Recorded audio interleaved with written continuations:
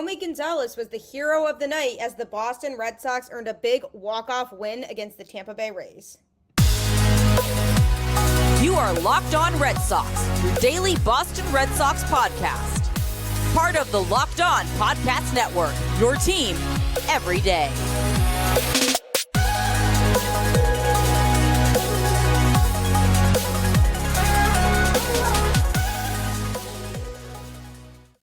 Hello and welcome to Locked On Red Sox, your daily Boston Red Sox podcast, part of the Locked On Podcast Network, your team every day.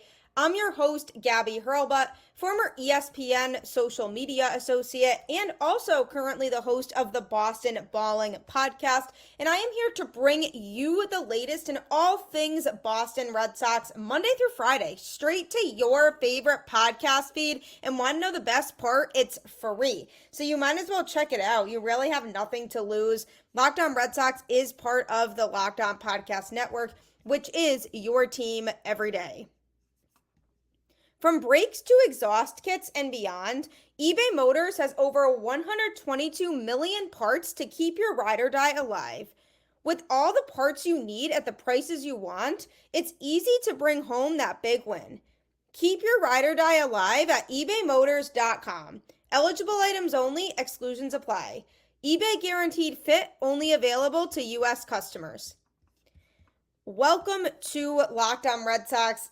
Happy Wednesday. You are halfway through the week, so congratulations. Whatever you might be struggling with this week, just remember the end of the week is right around the corner, and the Red Sox gave us something to celebrate today as they got a big walk-off win against the Tampa Bay Rays on Tuesday in a 5-4 final. And when I tell you this was a thrilling game, I mean, it absolutely was a thrilling game with multiple lead changes. So the Rays started off the party with a home run absolutely crushed by Josh Lowe in the top of the first inning to put them up 1-0.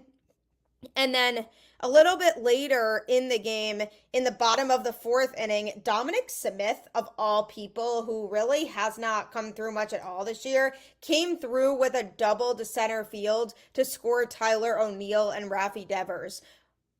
Devers had grounded into a fielder's choice, and Wong ended up getting out at second base. So Rafi became the base runner, and then O'Neill singled. So that's how those two guys ended up on base for Smith to be able to drive them in, and the Red Sox took a 2-1 lead.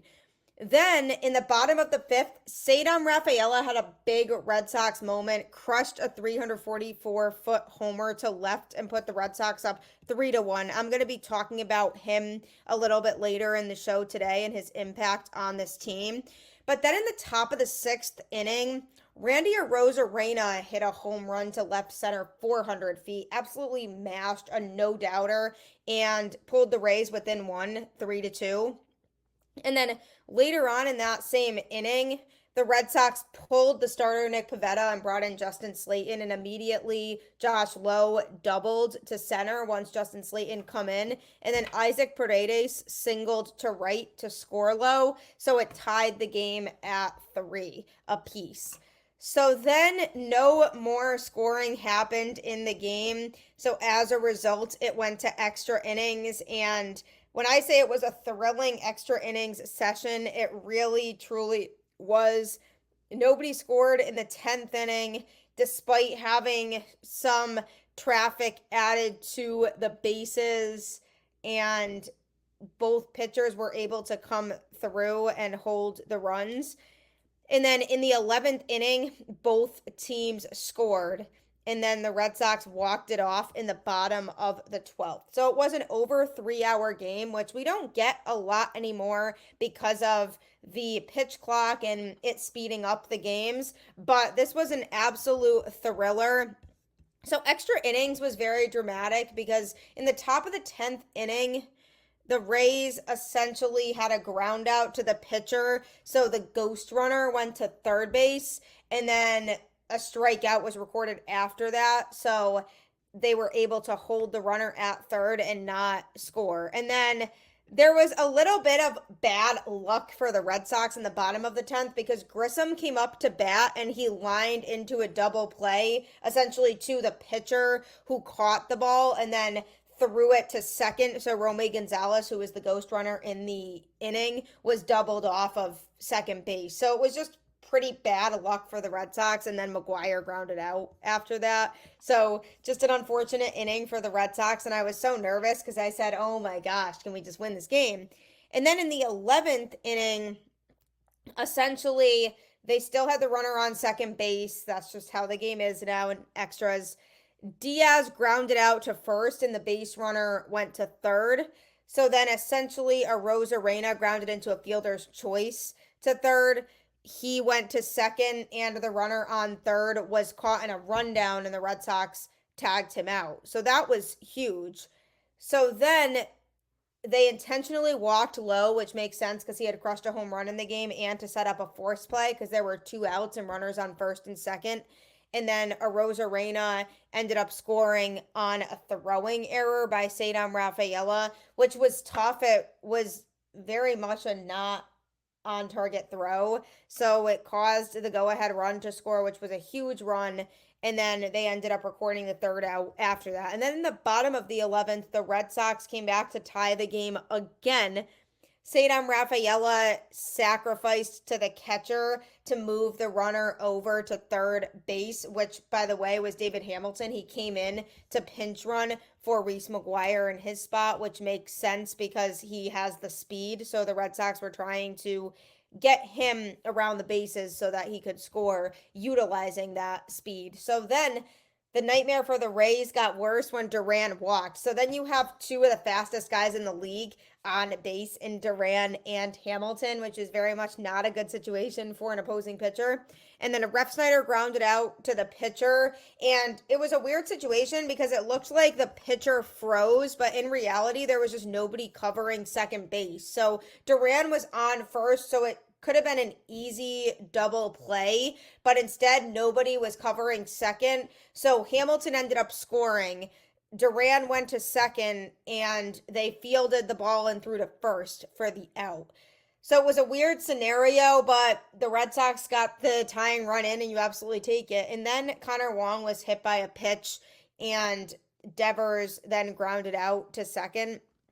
So tie game, and then in the top of the 12th, Brennan Bernardino came in and came through, walked the first guy, then a line out, and then a fielder's choice where the runner was out at second, and then a strikeout looking. So it's a miracle that the Red Sox, again, were able to freeze the runner in that inning. And then in the bottom of the 12th, Tyler O'Neill was intentionally walked because there were no outs, and it makes sense because the runner at first no longer is relevant at that point because if somebody scores, the Red Sox win the game. So either you risk a hit going through and the run scoring, or you intentionally walk somebody and hope you can generate a double play ball. Either way, Tyler O'Neill being on first base was irrelevant to the situation. And then Romy Gonzalez came up to the plate and hit a single that scored Connor Wong, and the Red Sox won the game. And it was a cool moment for him because Romy Gonzalez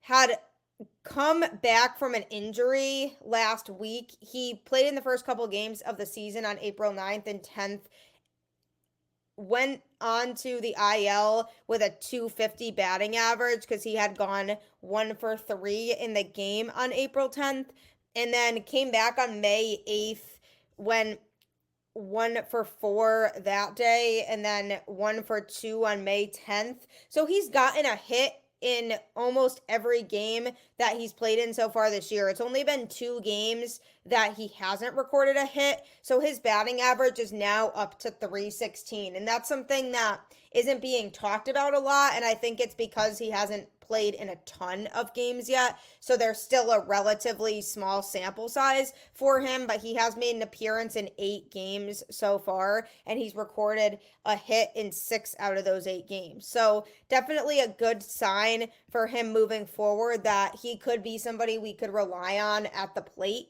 I really have enjoyed seeing him grow some confidence at the plate, and hopefully that can continue, because if he could be a reliable infielder moving forward, that would be absolutely huge for this Red Sox team, especially due to the injuries. And he's also flexible because he can be moved around and can play multiple infield positions. So it was a cool moment in his career for him to record that walk-off hit in the 12th inning for the Red Sox. And oh my gosh, did they need that win. Just grinded it out, and it put them back to being 2 games over 500 at 22-20. And it's never easy against the Tampa Bay Rays, really, but the Red Sox did what they had to do to get it done, and it was great to see it. I'm excited to see Romy Gonzalez moving forward, because although he hasn't made a ton of noise in terms of the deep ball, he's recording a hit in a lot of the contests. So if he could keep that up and generate 1 to 2 hits each game, then he's doing his part with this Red Sox offense. Coming up, I'm going to be talking about somebody who isn't necessarily making the biggest impact offensively on this team, but could be a very valuable talent moving forward for the Red Sox. Are you ever looking for the right car parts? If you don't really know a lot about cars, then eBay Motors absolutely can help you through that. Passion, drive, and patience. The formula for winning championships is also what keeps your ride or die alive. eBay Motors has everything you need to maintain your vehicle and to level it up to peak performance. Superchargers, roof racks, exhaust kits, LED headlights, and more. Whether you're into speed, power, or style, eBay Motors has you covered. With over 122 million parts for your number one ride or die, you'll always find exactly what you're looking for. And with eBay Guaranteed Fit, your part is guaranteed to fit your ride every time or your money back. Because with eBay Motors, you're burning rubber, not cash. With all the parts you need at the prices you want, it's easy to make your car the MVP and bring home huge wins. Keep your ride or die alive at ebaymotors.com. Eligible items only, exclusions apply. eBay Guaranteed Fit only available to U.S. customers. I'm telling you, eBay Motors is a great guide for you and for me who doesn't know anything about cars, really. It's been an absolute lifesaver. So be sure to check them out today. And also, if you're watching Fox Sports or ESPN on your TV all day and you find yourself having to turn down the volume with all that shouting, you can actually make the switch to Locked On Sports Today, which is a free 24/7 sports streaming channel programmed for you every day to bring you the biggest stories without all the screaming. Locked On Sports Today brings you can't miss analysis, opinions, and news. Streaming 24/7 on YouTube or the free Amazon Fire TV channels app. Part of the Locked On Podcast Network, your team every day. Locked On Sports Today absolutely will keep you caught up in all things going on in sports, so be sure to check that out today. Also, speaking of checking things out, be sure to check out tomorrow's episode of the show. It is episode 2 of the 10-episode reunion anniversary series of the 2004 Red Sox. I will be having former Red Sox pitcher Lenny DiNardo on the show to shed some light on what those clubhouse vibes were really like and how exactly that team truly did it. So you won't want to miss that, so be sure to check out the show then. Ceddanne Rafaela has been an interesting prospect for the Boston Red Sox in that there was a lot of hype surrounding him early on in his career before he got called up. And primarily that was due to his athleticism and versatility, his ability to cover a lot of ground defensively, his ability to play in both the infield and the outfield, and his ability to display a sense of confidence when he's out on the field. And that was all things that I was looking for when he was called up in September of last year. And I said, let's see what this kid has in him and what he can really provide. And so far, he has been struggling at the plate. This month in May, he's gotten his batting average to a 211, but early on, it was tough. He was batting 198 on May 4th when he went 1 for 3. He did record 2 hits in a game on May 7th against the Braves. overall, he's been scattering some hits this season. He does have 30 hits on the year. He's gotten a lot of at-bats, and he's hit 4 home runs, including the one from last night. And I'm looking for him to draw more walks. He only has 5 walks on the year, and I'd like to see him be a little more patient at the plate and not be so swing happy all the time. It's good to be confident. It's good to feel like you can attack the plate and make contact more often than not. But the best hitters in the league are disciplined and they know when to not swing the bat, and it's okay to take a walk. And those hitters understand that. And that's something that I think could help him drastically improve at the plate, because he's always had a sense of that impatient activity in terms of wanting to constantly swing. And the Red Sox were trying to work with him on that part of his game and trying to get him to show some better plate discipline, but he still hasn't taken very many walks in general. So I'd like to see him work pitch counts a little bit more and really focus on finding his pitch.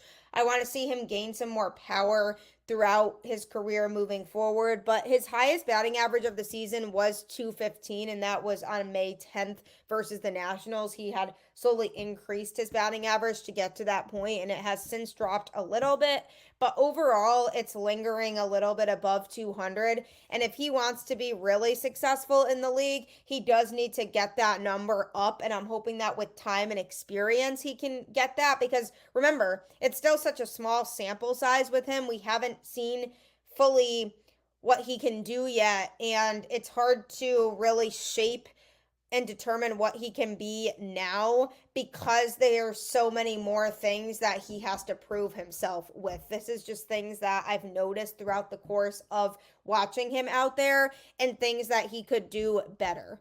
Now, the Red Sox obviously had offered him an extension already, and I believe that was primarily due to his defense. He has saved 8 runs this year, and he really was known for his defense coming into this Red Sox organization. He is a player who will make a lot of the big plays defensively, both in the outfield and in the infield, and that's something that I think drew the Red Sox to wanting to keep him long term. When he was extended, it was reported that last year he came in as the only prospect on the board with a 70 present value for defense and the only one with a future value of 80. That basically means he has a very high value defensively and has the ability to contribute on that side of the ball a lot. And I feel like the Red Sox are a little bit traumatized based on the lack of defense they got last year, both in the infield and in the outfield, between Yoshida not being good defensively last year, the mix of people who would rotate through in the infield of Kike Hernandez, Christian Arroyo, Pablo Reyes, guys who couldn't always figure it out defensively. I can throw in Manuel Valdez in there too, another guy who struggled defensively. So I think this team really was prioritizing defense when they extended Rafaela, and it almost seems like they feel like they'd be okay even if he's not one of the best hitters on the team. I have to imagine that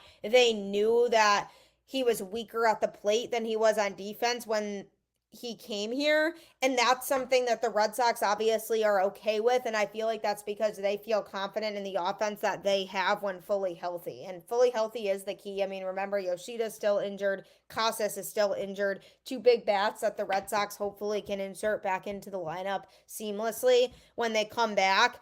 But I feel like the Red Sox were in a situation where they felt like they needed to prioritize defense and keep a player who will make those plays. And Fenway Park is a tough place to play defense. And there was a play in the game on Monday night against the Rays. It was a diving attempt by Rafaela. His glove touched the ball, but he couldn't make the catch. But Baseball Savant put it at a 5% chance that the play could be made. So it was impressive that he even got his glove on it and came close because it was a near impossible play to make, but he showed that hustle and he shows that ability to cover a lot of ground when he's playing defense out there. And that's one of the biggest things that stands out to me about him is the fact that, again, he might not be the guy who drives in a ton of runs for this Boston Red Sox team, but if you look at him defensively and you think of the nice plays that he's made,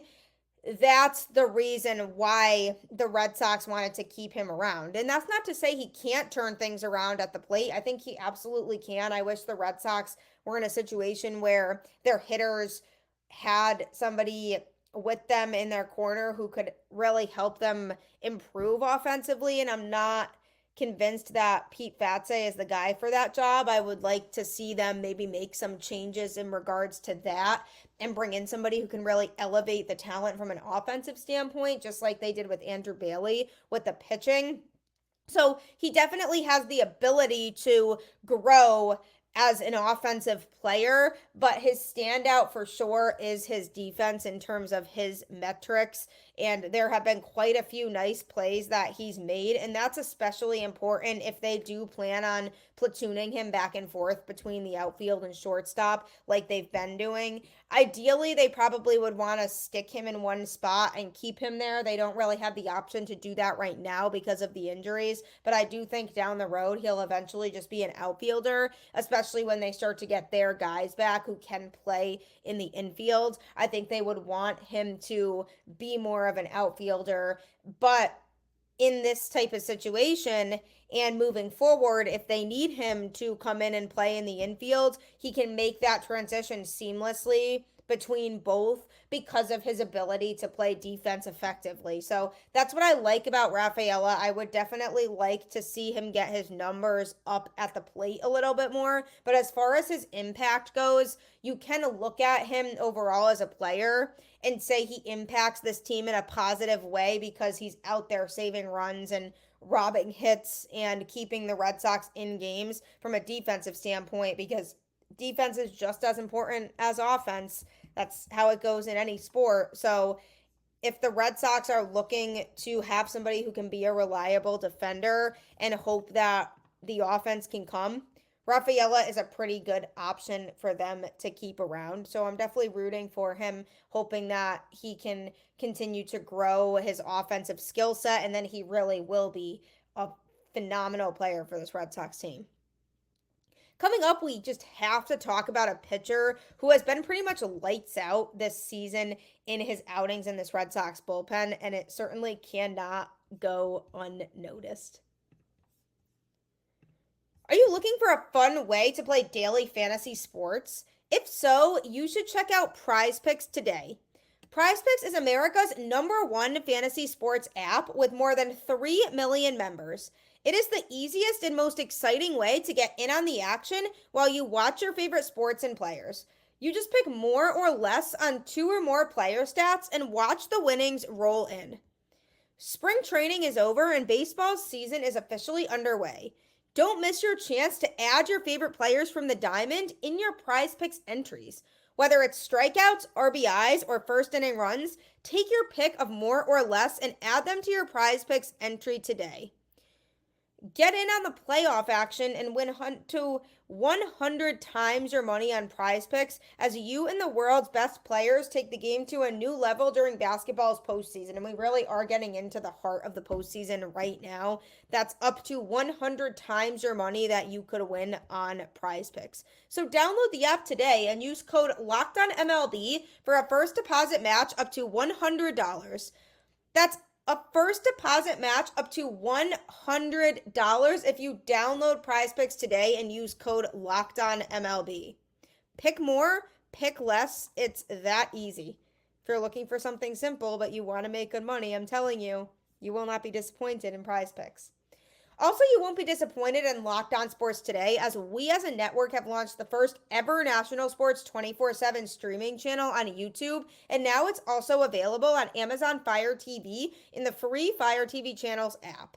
Locked On Sports Today is here for you 24/7, covering the top sports stories of the day with the local experts of Locked On, plus our national shows covering every league. Find Locked On Sports Today now available on the free Fire TV channels app. Locked On Sports Today is the best way to stay caught up in all things going on in sports, especially because it saves time. You don't have to keep scrolling through Twitter, and all of our Locked On experts have you covered. So subscribe to that today. We just have to talk about Boston Red Sox pitcher Zack Kelly. This guy has been through a lot in terms of injuries, hasn't really gotten a lot of playing time overall in his time in Boston. But this season, he really has made an impact in the Red Sox walk-off 5-4 win in 12 innings on Tuesday night. He made an appearance and was absolutely lights out. He pitched 2 innings, giving up 0 earned runs, and he struck out 2. And the biggest, most important thing about Zack Kelly's performance was that he got it done in crunch time. The pressure's always on a pitcher when there's a runner on second base to start an inning in extras, and he came in and completely just worked around that. He pitched a scoreless top of the 10th inning, recording a strikeout first, and then a ground out to the pitcher, and then another strikeout swinging, and froze that ghost runner at third base. Then he came back in again in the top of the 11th, which why not? Because he was pitching well, and he did give up a run then, but the run was scored because of an error. So Arozarena scored after Rafaela made a throwing error to the first baseman, which allowed Paredes to be safe at first and Arozarena to score. So it wasn't even on Kelly. Overall, he looked marvelous, and he was able to get the job done as best as he could. Now, he's been putting up very good numbers for the Red Sox this season. He's pitched 10.1 innings, giving up 6 hits and 3 runs, but just 2 of them have been earned. He's walked 5 and struck out 10. He also has not given up the long ball at all. He's not really a long ball type of pitcher, which is good for the Red Sox moving forward. He's somebody who can keep his hitters under control. He currently has a 1.74 ERA. His ERA was up to a 3.18 on May 2nd. In an outing versus the Giants. He pitched 0.2 innings, giving up 4 hits and 2 earned runs. So that was a little bit of a weaker outing for him. But if that's considered a weaker outing, I'll absolutely take it. And you want to know the most interesting thing about that? That is the only outing he's made so far this year in which he's given up runs. Over 10.1 innings of him throwing in over 7 games that he's played. He's only given up earned runs once, and that was in that May 2nd outing when he gave up 2. Again, he gave up an unearned run on Tuesday night, but that was not on him or charged to him. So he's been pretty remarkable, and the Red Sox seem to have gotten a good one here. I was talking about the other day on the show how they sent Josh Winkowski to AAA when they reactivated Brian Bayo and he made his start on Sunday.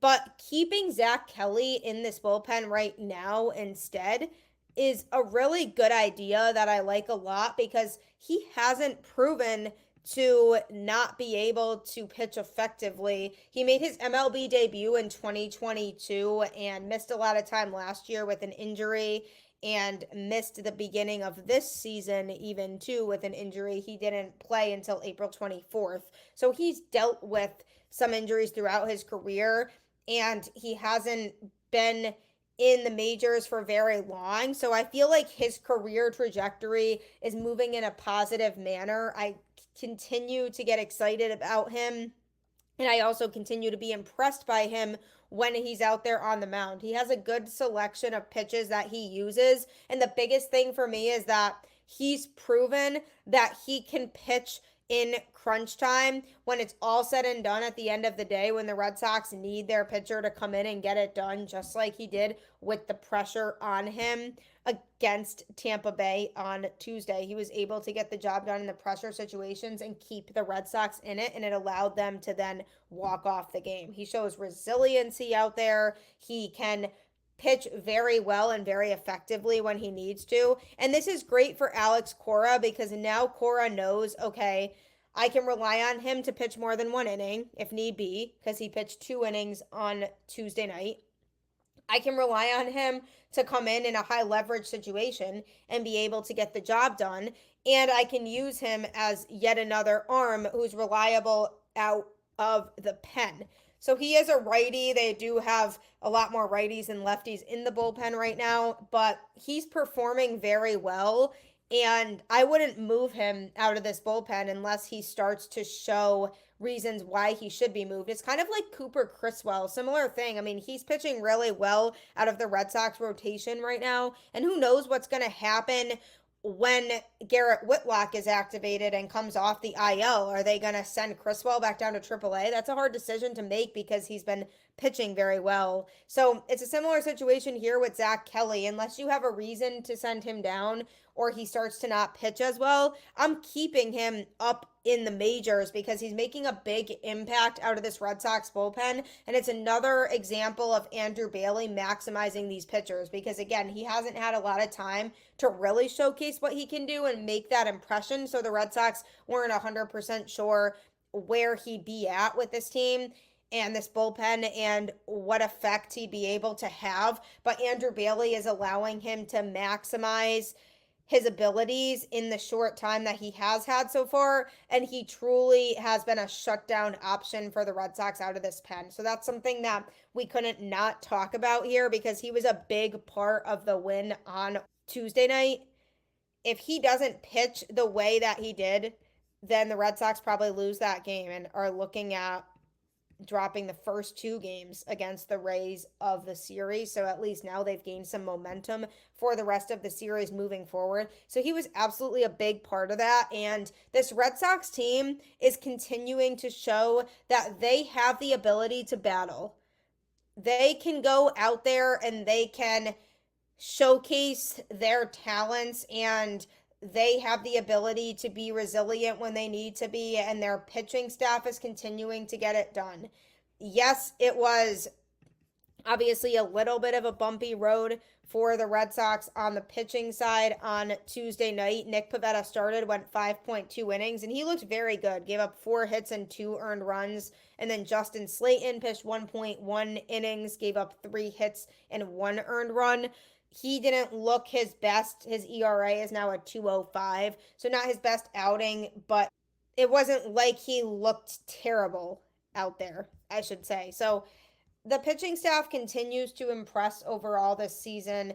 Good vibes after a walk-off always, so hopefully the Red Sox are able to finish this series on a high note and be able to at least split this series with the Rays, because how they are against their division opponents is going to say a lot about this Red Sox team moving forward and really where they're at. They haven't gotten a lot of interdivision matchups yet, but they're coming, and I'm excited to see what they can do against the rest of this division moving forward, and hopefully the offense can gain some consistency because they really need the bats moving in order to continue to win games, or it's just going to be a lot harder on their pitching staff.